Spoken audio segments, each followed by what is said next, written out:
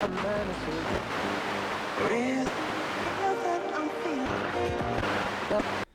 hello, after a bit of a break, welcome back. We have a radio here which is a Pam TB61. Now, Pam is a brand that at this time was owned by Pi, which was a fairly substantial radio manufacturing company in Cambridge. Over the years following the war, they'd acquired a company called Pamphonics, which was more itself a hi-fi manufacturer, but Pi gradually took them over, and it seems to have been a bit of an asset stripping operation, to be fair. They wanted some of the expertise, but they didn't really want the brand or to carry on making a lot of hi-fi products.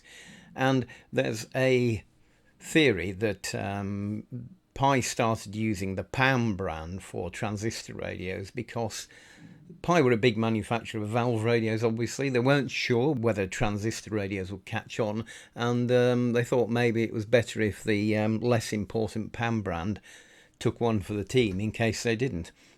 Normally when I get these things, I do a bit of fixing of them before cleaning them up. This one could still do with some cleanup, but I started doing some cleanup on it before actually doing any fixing on it, because when I got it, this is what it looked like. So you could barely see it, really.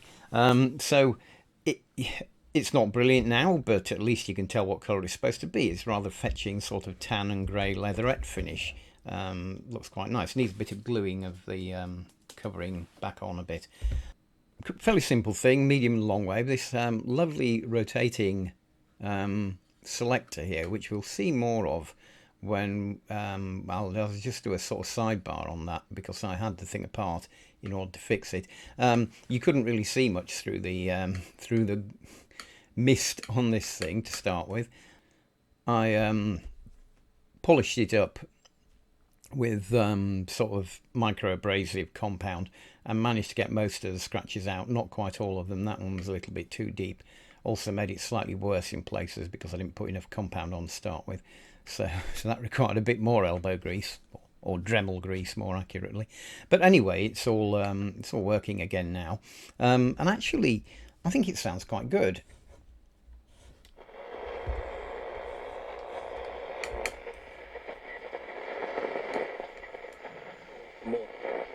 Moscow, and for extra weapons to be sent. Our correspondent Jenny Hill is at the summit. The leaders say they will continue to support Ukraine in its fight against the Russian invasion. So looking inside it, it's pretty simple. One big circuit board here. It had a couple of tags for 9-volt battery, but they look like a PP9 thing, but you can't fit a PP9 in there. And then actually I realised that it's supposed to have a PP7 battery, which you can't get anymore, so I've just put a PP3 holder and screwed that to the side of the case. Seems to work. Now I thought I'd show you a couple of interesting things about this set while I had it apart. One of them is the types of transistors used in it here. Now you'll see these have got NKT written on them, and these, if you could see them and they were not covered up by the heatsink, these output audio power transistors. Same sort of thing. These NKT transistors are what are known as Newmarket transistors, and they were made by a company in Newmarket, which Pi actually bought. I don't know whether they bought it at the stage that they made this or whether it was later. It was interesting, though, that we were, in those days, these newfangled transistors, we decided we'd make ourselves in a little market town in Suffolk, better known for horse racing, rather than just importing them from abroad as we do now. We sort of had a bit of a can-do attitude in those days, rather than a can't be bothered, don't try, let's buy everything from abroad and concentrate on writing poetry and playing football. The other interesting thing about it, which I quite liked, was this tuning mechanism. Now you can see that there is no, obviously we saw from the earlier view that there's no dial string on this, so it's just a rotation of the tuning capacitor, and in a lot of cases where that happens you don't get a lot of resolution. It's quite sensitive to try and get it on the station, but what they've done here is put an interesting gearing reduction in. Now in getting this apart I made a bit of a mistake, and I was following the instructions, which I know is a bit of a rarity for me. But the instructions said take out the centre screw. Well, I was looking at the dial mechanism, And to be honest, I couldn't, as it was like this, I couldn't see a centre screw. In fact, this is a screw. This is a centre screw. I thought maybe that prized off, but that is actually the screw. It did say take it out with tweezers, and I couldn't work out how you could undo that with tweezers. So that was my first mistake. And then because I had the back of it off, I went round the back here, had a look at the circuit board, and said, oh look, here's a screw. That must be the centre screw. So I took that out. That was a big mistake, because that is actually the bearing. So you take that out, and there's 4 little ball bearings in, one in the centre, so it's 5, one in the centre and 4 surrounding it. So I then rationalised this by saying, well, that probably needed repacking with grease anyway, which it did, but it it was the right thing to do in the end, but it arose from mistake. I suppose that's okay, really. But I thought I'd let you have a look at this, because I thought it was quite a clever mechanism. So let's just turn that round again and have a look at how it works. So the way it works is that if you turn this centre bit here, you can see that it rotates the vanes of the tuning capacitor more slowly because of that little clutch bearing thing. It's not really a clutch, but it's sort of little ball bearing assembly at the back rotates the vanes more slowly, but this one goes around more quickly, and you can see this is tied to the vanes of the tuning capacitor, but this one is what you rotate. Now if you then look at this mechanism here, you can see that this screw goes into the end of this one. This I won't show you because it's quite difficult to get it on and off, and there's too much risk of damaging it at this age.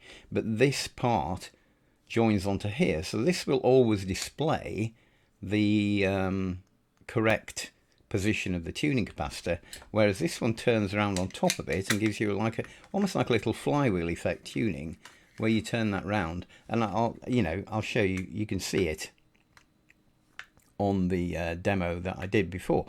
So that's how it works. And I thought that's quite a clever little thing, really. And I have not seen that on any other radio. Maybe that's just inexperience on my part, but I just haven't seen it on any other radio. I quite liked it there. Now, one of the challenges we frequently encounter is you never really get to hear these radios playing any music on this channel, because obviously if you do that, you get hit by YouTube copyright restrictions and things. However, I managed to acquire this thing off of eBay, which it's a sort of build it yourself kit. You get the circuit boards and the components, but it's a little medium wave transmitter. It doesn't go very far. I mean, it will only transmit a few feet, so it's not doing anything illegal. Well, technically, I suppose it's illegal, but it's not going to interfere with any neighbours or anything like that. But yeah, it seems to work quite well. And what I did was I've got some music from the YouTube public domain library that you're allowed to use, and I thought we'd play it through this transmitter, and you can hear it playing some actual music. So if I get this turned on, I've got it around set to around 500 kilohertz. So I turn this radio on now. We're not getting much. I'll just shash. I turn my transmitter on, and you can see it goes quiet. And hopefully, we'll get a bit of modulation in a moment.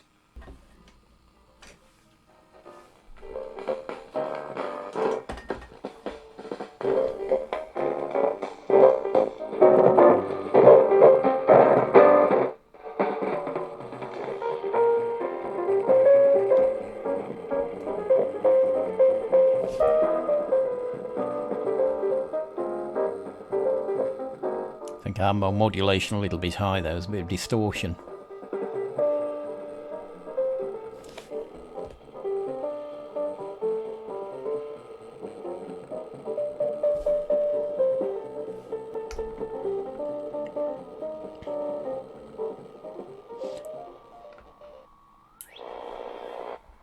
So yeah, I just thought I'd give that a quick go, and hopefully we'll be able to use that with a few more radios in the future. Anyway, that's all for now. After a little bit of a break, I'm probably going to be doing another video fairly soon.